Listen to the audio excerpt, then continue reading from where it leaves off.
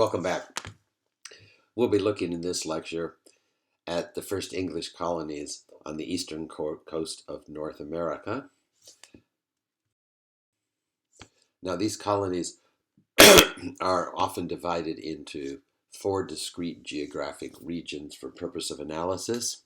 Be sure you understand this map very well. You can see starting in the north, the colonies in blue, which are known as the New England colonies, and then those in brown are called the Middle colonies, largely New York, Pennsylvania. Then the next set down in the reddish color are the Chesapeake colonies, focused on the Chesapeake Bay, and these are just the states of now Virginia and Maryland, and they're colonies of the same name. And then finally, most southern set of colonies are shown in yellow, and these are the lower south colonies of North Carolina, South Carolina, and Georgia. And we will go through each of these groups of colonies and look at some of the most important individual colonies. One thing you'll notice is the colonies stretch westward until the Appalachian Mountains. At that time, the Appalachian Mountains were an effective barrier to transportation. People could walk across them or take a horse, but there were no roads until really after independence. And so the population was large, almost exclusively on the eastern side of the Appalachian Mountains. And in fact, as we'll see in a moment, the population was concentrated near the coast and rivers because of the lack of poor land transportation. There is one major road, shown in red, which runs up more or less along the coast all the way from Florida up to Maine. And this now is US Highway 1. But don't think of it in terms of a highway today. It was a muddy dirt road, and it would take weeks and weeks just to go from somewhere like New York to Boston. Now, in the module, there is a 2-page PDF of an article from another textbook that goes into a little more detail on these 4 regions of colonies. Be sure you read that PDF and understand the major differences. I apologize for my constant coughing during this presentation. I've had allergies here for about a week, so I have to go back to the doctor tomorrow, and hopefully the next presentation will not be punctuated with persistent coughing. On this slide, we see what's known as the triangular trade, and this trade is shown by the set of 3 red arrows, which obviously resemble a triangle. Looking from the east coast of North America, you can see trade in sugar, tobacco, and cotton going to Europe. This trade comes from the Caribbean as well as the eastern part of the United States, or what was now the United States at this time. They are, of course, British colonies. And these are agricultural products, and they're largely produced by slaves. There were also a lot of exports of timber from the northern states, and this timber was not processed by slaves, but it was part of the trade to Europe.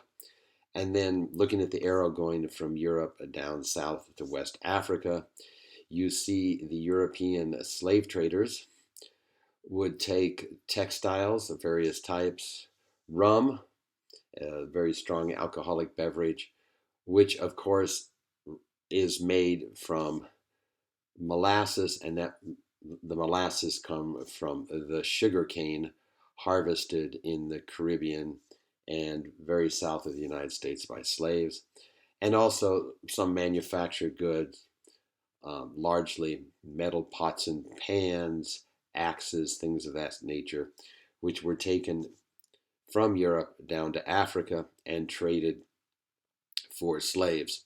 And as we discussed in the last lecture, the European slave traders did not penetrate the interior of Africa and themselves take the slaves. Rather, they traded with Africans, and largely Africans, and some Muslim traders who were involved, who wanted the manufactured products from Europe in exchange for the slaves. Then, of course, the slaves were transported in the westward to Brazil. About half went to Brazil, as we saw last class, the Caribbean, and from the Caribbean up into the British colonies in North America. So it's referred to as a triangular trade. It's also part of the classic imperial or colonial system, the mother country, in this case being Great Britain, and the colony being the United States. And as we'll see in greater detail in a few lectures, the way the colonial system worked was Britain would export manufactured products to the colonies, whether it was India, colonies in the Caribbean, Africa, or whatnot, and the colonies would provide uh, raw materials.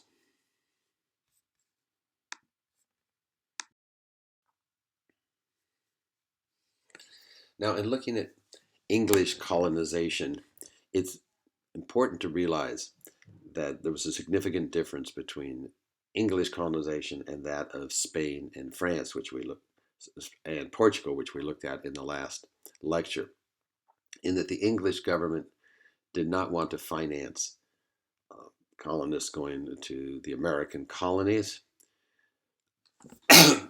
for two reasons. The main reason was because of England having huge financial problems at this time, and the other was the belief that the private colonists would go over. They would go over in the name of the king and queen, and they would reap the benefits and the riches, and therefore the king and queen should not have to pay for it.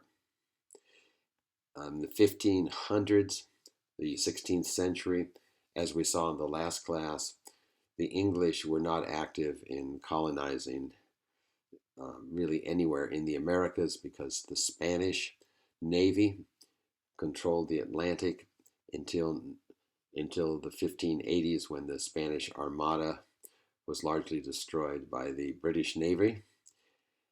And the other reason was domestic political and economic problems in England, and so the focus was more domestic. In order to finance the colonial efforts, which obviously cost quite a bit of money because you had to not only buy or rent ships, you had to pay the crew members, you had to take over supplies. And remember, the trip on a sailboat at that time, one way was three weeks to 3 months, depending on the winds and the tides and whatnot.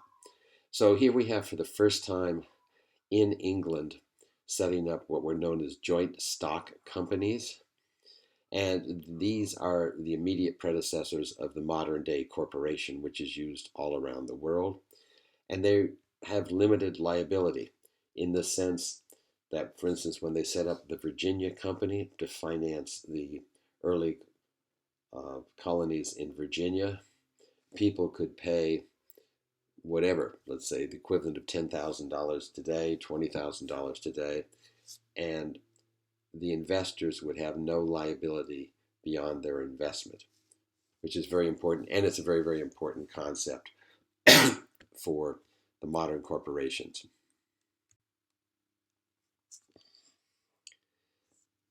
We saw again in the last class that the Spanish had become the wealthiest society in Europe, thanks to the gold and silver they found in Latin America.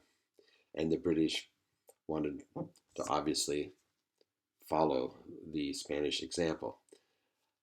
Another impetus for European exploration in general, and particularly the English, was to find a new route to Asia. Christopher Columbus, of course, in the 1490s, sailed west, hoping to find Asia.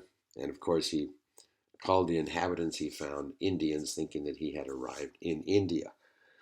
But the English were looking for that fabled route,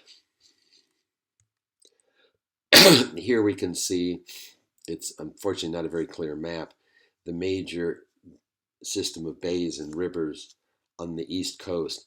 And this is where the British focused their efforts, because they hoped that by exploring these rivers, they too could find a route to the east.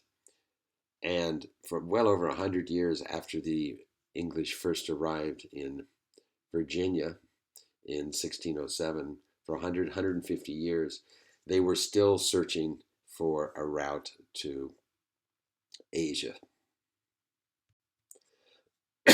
Now, given the fact that the the colonists had to raise money, they advertised heavily in England. And what we have here is an example of an advertisement placed in 1609, um, telling prospective investors as well as prospective colonists about the great agricultural potential in Virginia. Now, with that general introduction to the English colonial effort, we'll look at the four major regions of English colonies, and in the next lecture, we'll look a little more into this as we look at the colonial way of life in their colonies in the 150 years before the American Revolution. We'll start with the Chesapeake colonies. As the name suggests, the Chesapeake colonies are situated on Chesapeake Bay. And you can see from this map, and you may not have been there or really studied this previously, but the Chesapeake Bay is a very long body of water, several hundred miles long, that extends from Norfolk, Virginia in the south. And I note that right now the U.S. Navy has a major base there at Norfolk because it's not right on the ocean and it's protected from hurricanes and other ocean storms. And we have, going up Chesapeake Bay, on the left, which is the western side, the state of Maryland, and then on the eastern side, the state of Virginia on the western side, and the state of Maryland on the eastern side. And you can see Jamestown here is on the James River, named after King James of England, who was on the throne at the time. So the first permanent English colony that continued to survive was there in Jamestown. One thing that's very interesting on this map is if you look at the three colors that represent the extent of habitation. The first color is the red, and that's by 1650. So remember, Jamestown was established in 1607. So roughly 40 years later, you can see quite clearly that the English colonists had really not moved inland. They're still focused on the rivers, and as I mentioned previously, that's because of the very poor transportation networks. The next color, the orangish color, we're looking 25 years later. They really haven't moved inland. They've moved north along the Chesapeake Bay, but they're still relying on the rivers and Chesapeake Bay for their transportation. And then this is a view of the first permanent English settlement at Jamestown on the James River. And we saw last lecture that generally when the Europeans arrived in the Western Hemisphere, they were not greeted by hostile natives, Native Americans, but rather greeted as potential allies or trading partners. In the case of the Jamestown colonists, however, a number of years before, other groups of English and a few Spanish ships had arrived in the area and fought with the Indians in order to capture a number of them and ship them to the Caribbean as slaves. For this reason, when the Powhatan Indians saw the first settlers in Jamestown, they did not treat them in the traditional way by offering them ceremonial gifts. Rather, they attacked them, and of course, the English responded. So here we see the English had constructed a fort to protect themselves from what they viewed as the hostile Indians. And of course, the Indians, for their part, were terrified that the English colonists were going to move out and sell them as slaves to the Caribbean. There were a number of serious problems the first few years at Jamestown, and you can read more details about this both in the e-reader article as well as the 30-minute video, uh, both of which are in the module. One was the rapid spread of disease, because the colonists chose an area which was lowland, it was marshy, and the reason that the Indians hadn't built settlements there is they knew that there was a lot of disease there. There was also, they had very poor crops. They came over thinking they were going to trade for gold and silver. They didn't even bring farmers over with them. And so some of the people died of starvation, and there actually were a few cases of cannibalism. Another great problem was related to their expectations to find gold and silver. Many of the people came were English gentlemen in the classic sense, people, men who would never lower themselves to do manual labor. They had joined the system, the colonies, basically to come over, trade with the Indians, and become wealthy. Sorry. Sorry, this cough is never going away. Well, after going through several years of extreme hardship, starvation, disease, they did receive more colonists and supplies from Britain. But what really saved the colony was tobacco. The English and other Europeans started smoking tobacco a number of years earlier because the Spanish and earlier English colonies in the Caribbean had exported tobacco to Europe, where it was becoming a real craze. The, the native tobacco found in Virginia was initially shipped to England, but it was not well received because the taste was too strong for the Europeans. So entrepreneurs brought Caribbean tobacco leaves and plants to Virginia, where it flourished because of the climate and the soil. And so Virginia became a major exporter of Virginia and of tobacco. And of course, to this very day, tobacco production in the United States is centered in Virginia and the neighboring state of North Carolina. Initially, slaves were not used in the production of tobacco. They used what was called the headright system, and this is where they advertised for middle class English to pay their passage on the ships to arrive in Virginia, and they would be given in return a certain amount of land, a plow, and the right to farm land.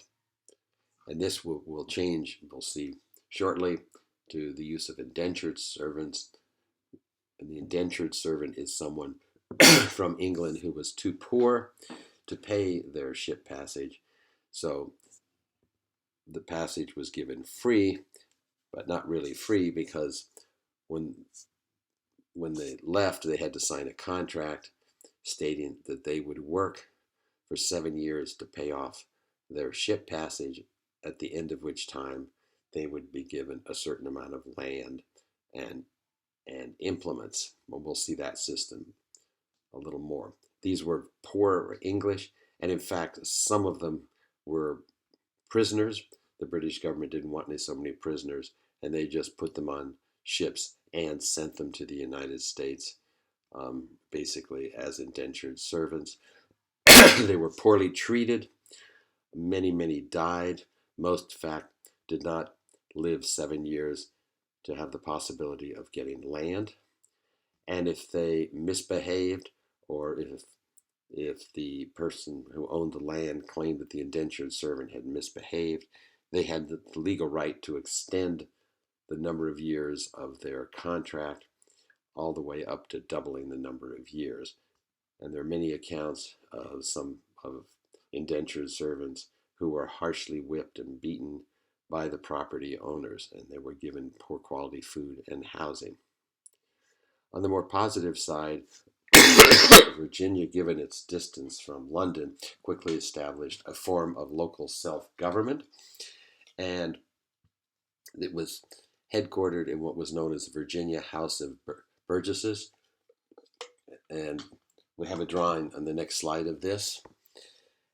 And these were wealthy landowners who owned property, who among themselves elected representatives for local government. So, for instance, if the landowners decided they needed to come together and impose a tax on themselves to build a small bridge or some other public improvement, the House of Burgesses would make a decision. So it was local self-government. This continued for about 150 years throughout the colonies, as we'll see later. So, and this was one of the factors behind the drive for independence from Britain, because the British colonists over time began to identify more and more with their home in the Americas rather than the home country. And so over time, the colonists and the colonies became locally self-governing and therefore more autonomous vis-a-vis London.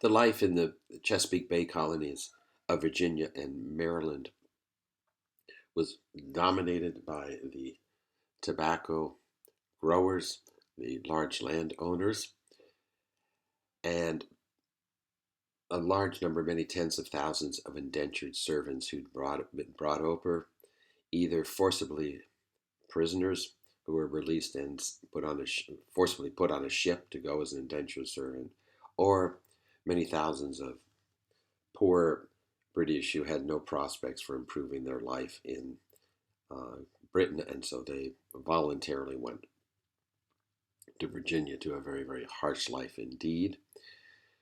There were a large number of diseases in Virginia and Maryland.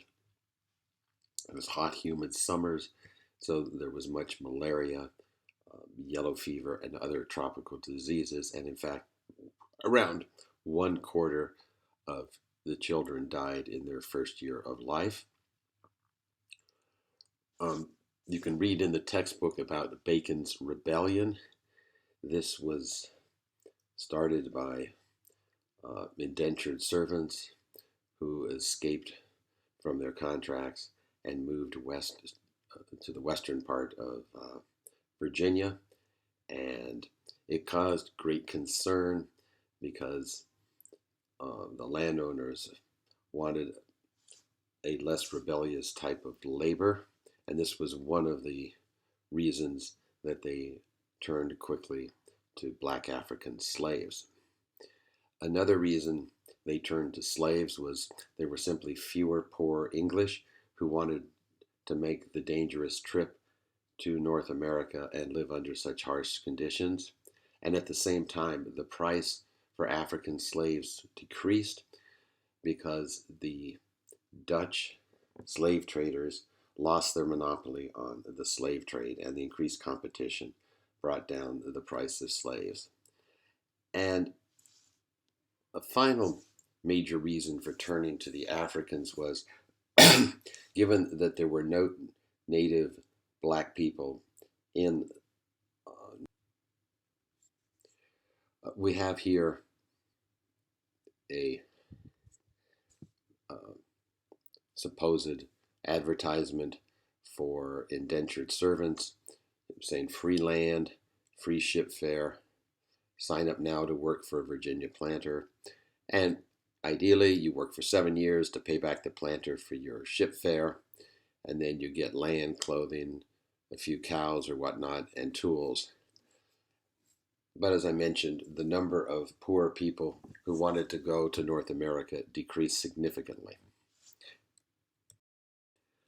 As a result, the slave trade increased significantly, and the slave population as a percent of the total population increased radically in those areas of North America where they had plantation type agriculture.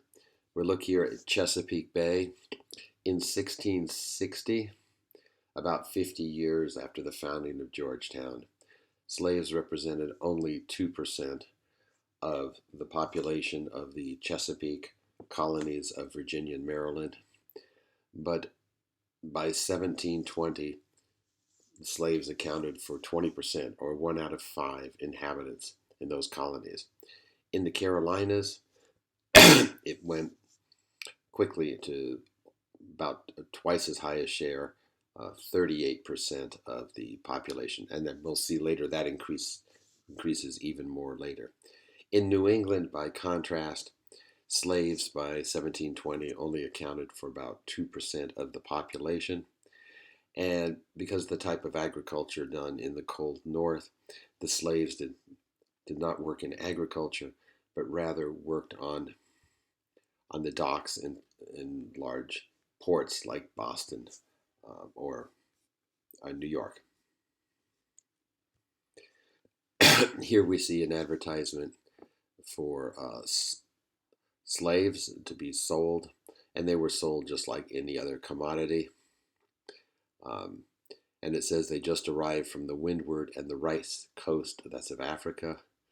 And it's interesting to read, the utmost care has already been taken and shall be continued to keep them free from the lethal danger of being infected with the smallpox. And then, of course, the slave markets, it was a major uh, industry, the buying and selling of slaves. So, slavery initially in the southern colonies was not a system of perpetual bondage,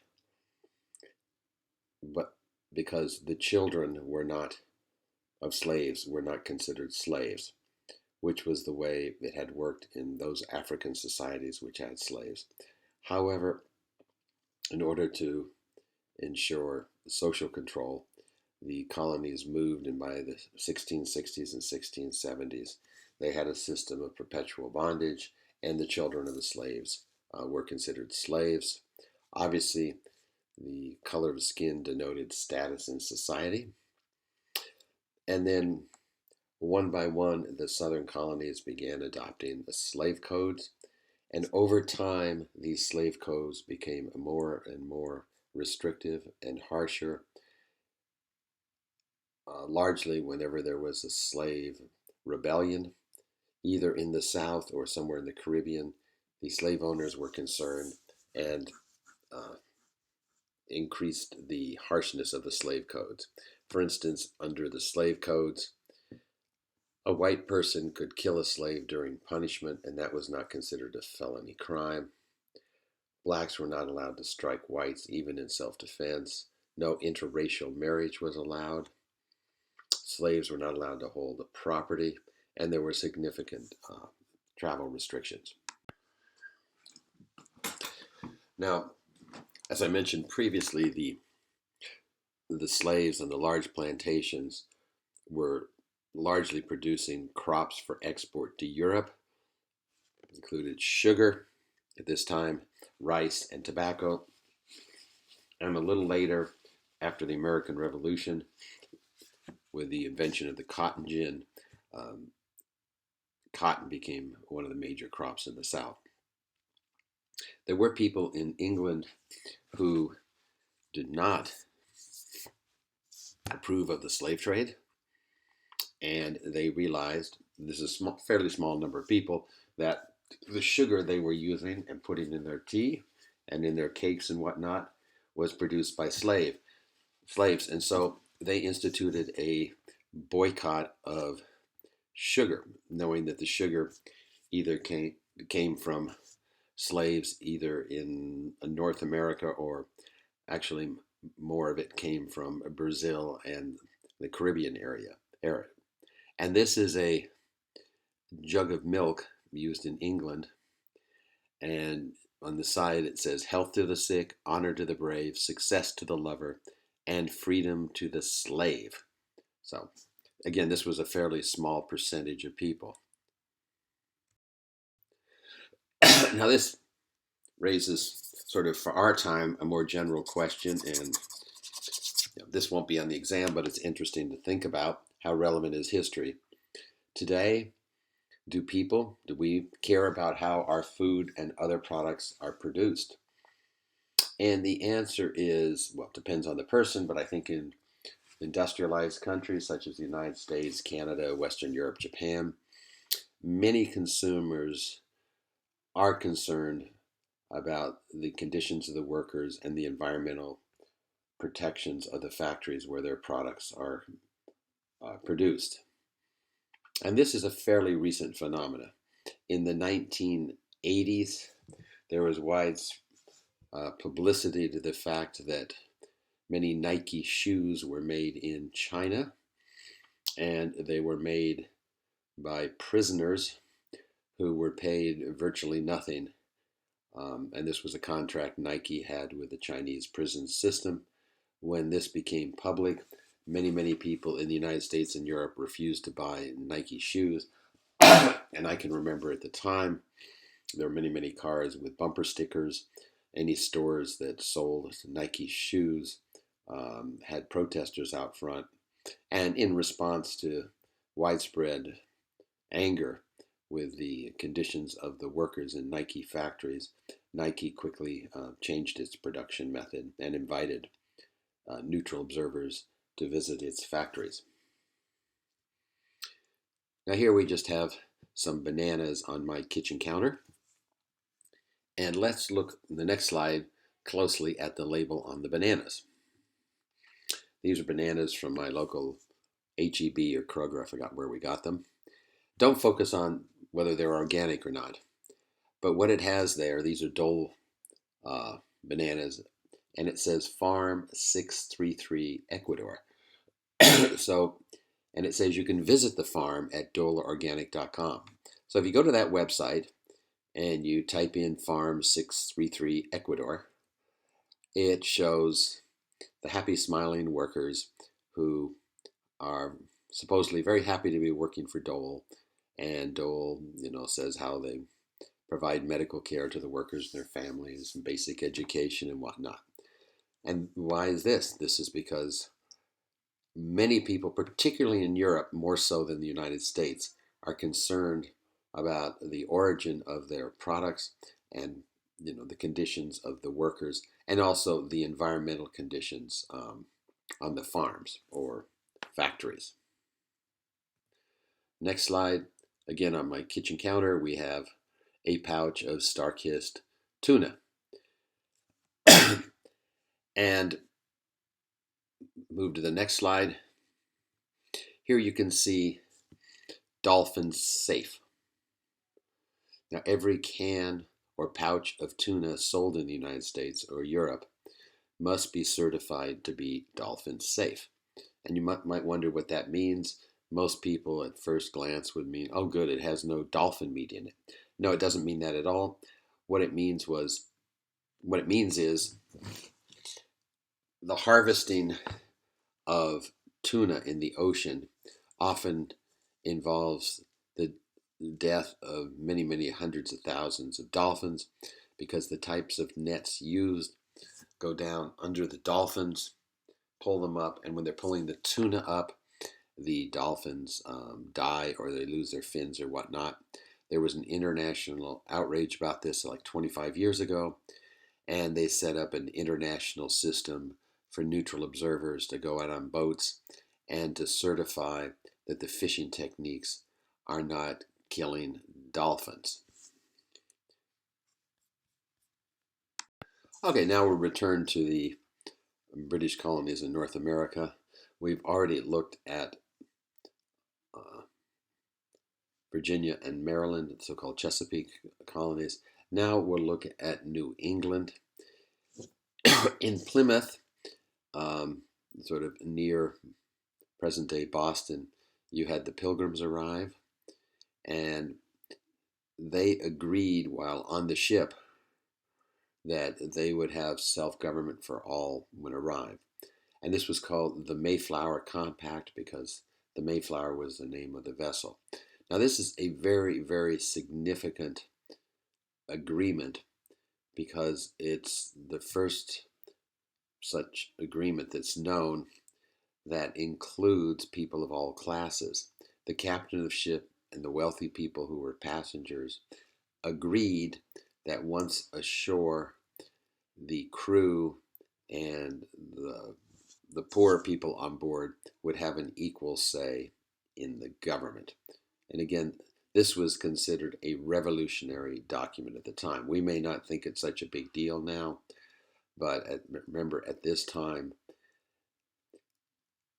to the extent that there was self-government in Europe, it was only the wealthy. And we saw that already in the colony of Virginia with the House of Burgesses.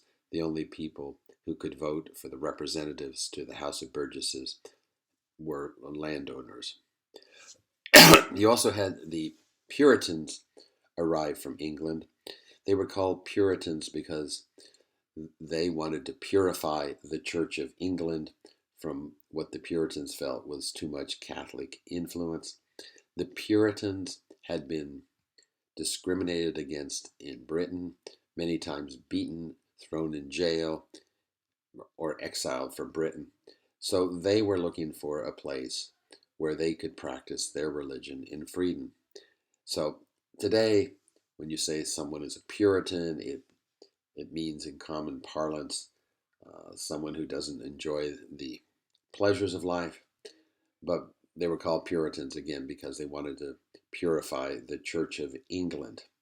So when the Puritans arrived in Massachusetts area, they had the first generation complete freedom of worship, but they did not believe in freedom of religion in general, and they would persecute, beat, jail, or exile anybody who disagreed with their particular interpretation of the Protestant religion.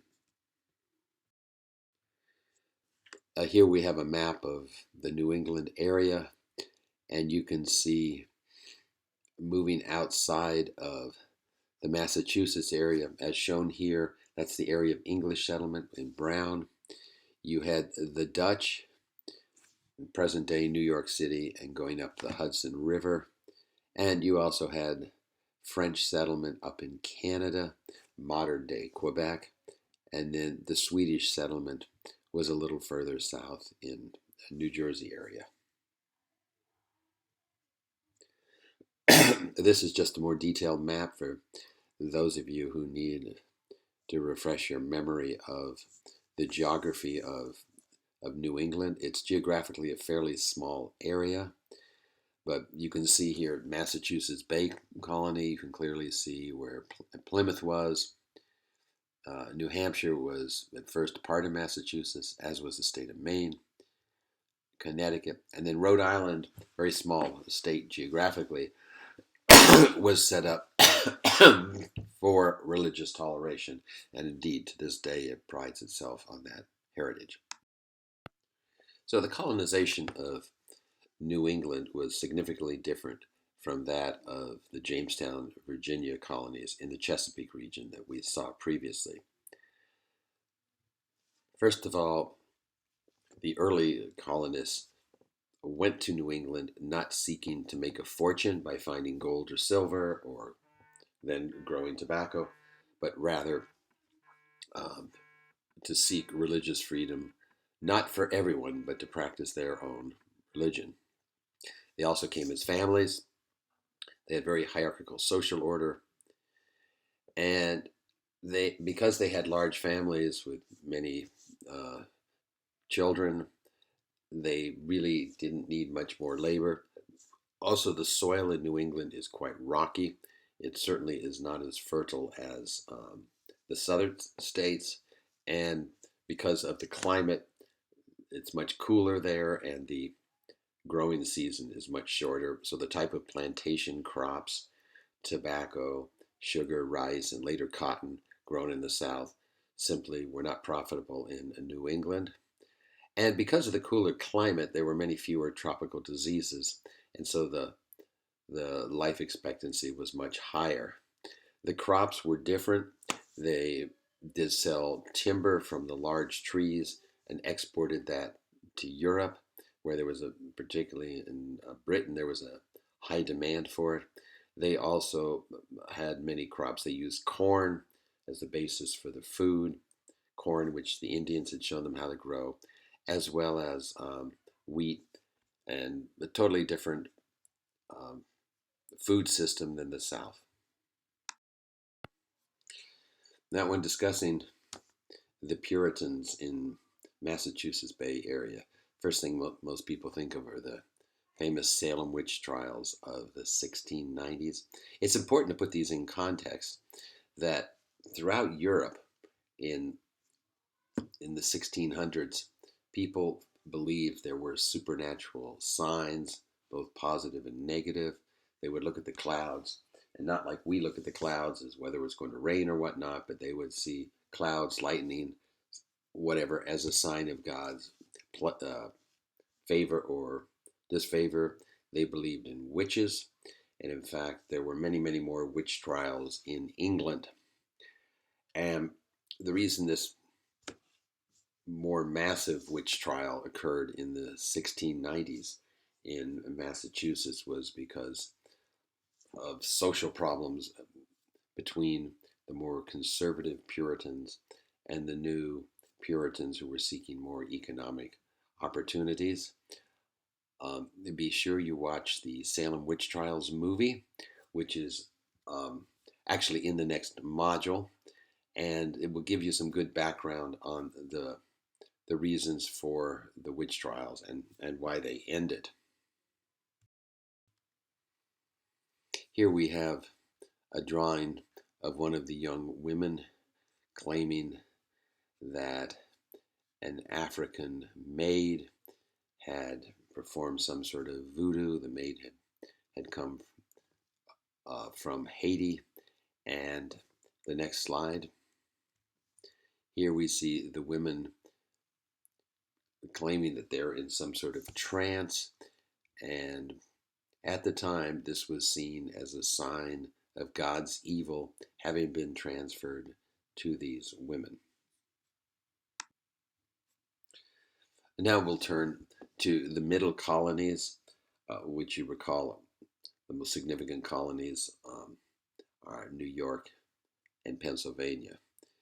In contrast to the other two regions that we've looked at, they were relatively multicultural and they were much more commercially oriented, really business and trade with Europe and trade among the colonies. The state of Pennsylvania was named after William Penn, who was a Quaker from a very wealthy family in Britain. And the king gave William Penn an extensive area of land in North America where he wanted to set up a refuge for Quakers. Here we can see something that I'm sure you've seen in the grocery store, you may have at home, famous Quaker oats, because they're named after the Quakers because they first started to commercialize them. The Quakers is formerly known as the Society of Friends. People would call them Quakers because during their religious meetings, some of them would literally shake or quake, and it was used initially as a derogatory term, but now I have friends who are in the Society of Friends, and they say they don't view it as negative. It's a very radical Puritan doctrine of Protestantism. Again, you recall that the Puritans wanted to purify the Protestant church, the official Protestant church in England, known as the Church of England or the Anglican Church, to purify that of any Catholic influence. And the Quakers went one step further. They had absolutely no ritual, no hierarchy. They didn't use the Bible very much. And they were revolutionary at the time for having women speak in meetings and serve as ministers. They were not well viewed by the mainstream Puritans in Massachusetts, and in fact, many of them were arrested, whipped, or exiled from Massachusetts. Here we see a drawing from the time of a woman minister at a Quaker meeting, and this would have shocked the Puritans and many others in Europe and then the United States. Finally, we'll look at the lower South colonies. These are the colonies of North and South Carolina and Georgia. The Carolinas were set up for profit, and they started off using the headright system. By the time the Carolinas were set up, there were not enough poor English who wanted to come over to North America under the indentured servant system. So the recruitment effort focused on the middle class English, telling them they had to pay their own ship passage over, and in return they'd be given a significant amount of land, 50 or 100 acres, and for a middle class English person, that was a huge amount of land, which simply wasn't available in England. They also initially, the early settlers started to sell the Indians as slaves in the Caribbean. That didn't last very long because the Indians, because of their culture, the Indian men refused to do agricultural work, and they felt it was a woman's work, and for the same reason, initial efforts in the British colonies in North America to enslave Indians for agriculture did not work. And another reason, of course, is the Indians did not have the acquired immunity to the diseases, which many African slaves did have some sort of immunity. Now, in North Carolina, South Carolina, the two major crops were rice and indigo. Indigo was a plant, and it was used as a dye. It's like indigo color is like a purplish color, and this was much in demand in the textile industry in Britain. Here we have a map of the colonies, and of significance you can see in South Carolina the port town of Charlestown, which was renamed Charleston, which we'll see several times in this course. And just to the south we have Georgia. This is a large plantation home in South Carolina from the 1730s, and you can see these throughout the Carolinas, particularly if you go to Charleston today. There are many homes like this which were built by the slaveholders.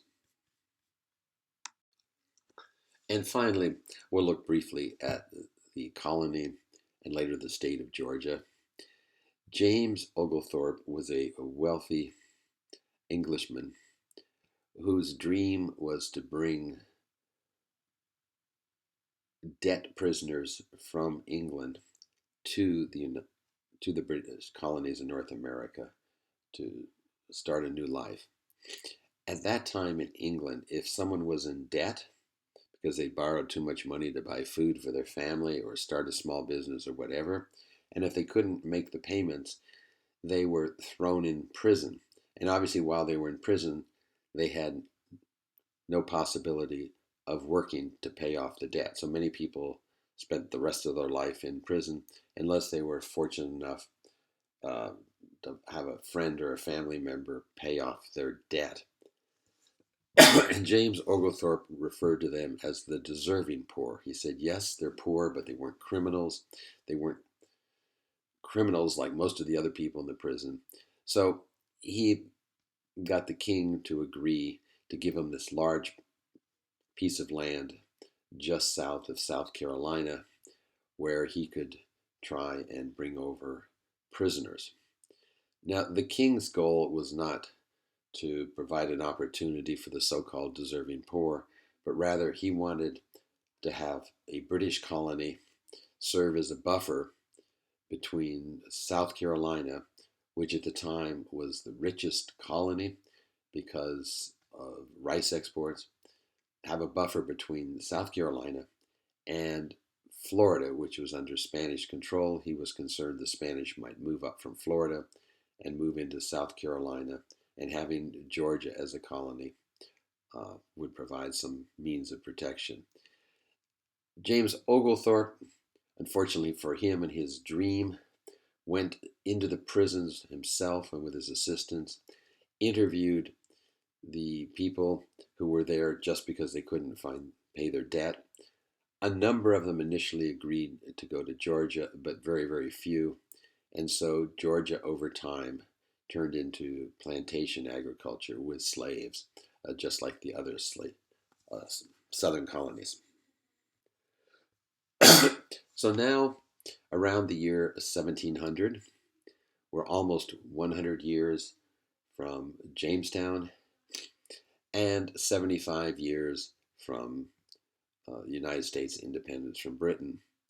We see there are significant regional differences in the British colonies. They're religious, they're economic, and a major one is slavery. However, at this time, around 1700, virtually every English colonist in North America viewed themselves as English. Britain was their home. The wealthier ones would send their children to school in Britain. Those who were literate would read British magazines, British newspapers, British books. They drank tea. And what we're going to see in the next few lectures is how over the next 60 or 70 years, this changes significantly. And this change in mindset, caused by a number of factors that we'll look at in the next few weeks, led to a sizable percentage of the English colonists, never the majority, it's estimated roughly 30-35% of the English colonists who no longer considered themselves English, but rather wanted to break with Britain in a war and establish independence. Thank you.